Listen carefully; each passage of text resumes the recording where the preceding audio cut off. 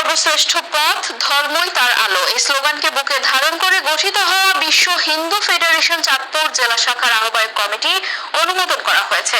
2রা June মঙ্গলবার দুপুরে শহরের শ্রী শ্রী গোপাল জিও আখড়া প্রাঙ্গণে অনুষ্ঠিত উক্ত অনুষ্ঠানে প্রধান অতিথি হিসেবে উপস্থিত ছিলেন বিশ্ব হিন্দু ফেডারেশন কেন্দ্রীয় কমিটির ভারপ্রাপ্ত সভাপতি কল্লোল হাজরা। নবগঠিত কমিটির আহ্বায়ক রবীন্দ্র চন্দ্র মজুমদারের সভাপতিত্বে ও অসীম চন্দ্র দাসের পরিচালনায় বিশেষ অতিথি হিসেবে বক্তব্য রাখেন সংগঠনের সভাপতি অ্যাডভোকেট রাজীব চক্রবর্তী, শ্রী গণেশ সাহা, ভারপ্রাপ্ত মহাসচিব সন্তোষ চন্দ্র দাস, যুগ্ম সাধারণ সম্পাদক মানস সুন্দর মণ্ডল, সাংগঠনিক সম্পাদক ইন্দ্রজিৎ মণ্ডল, গোপাল জিও আখড়ার সভাপতি অভিজিৎ কুমার রায় প্রমুখ। অনুষ্ঠানের শুরুতে স্বাগত বক্তব্য রাখেন ও গীতা পাঠ করেন রবীন্দ্র মজুমদার ও অতিথিদের ফুল দিয়ে বরণ করেন খোকন দাস।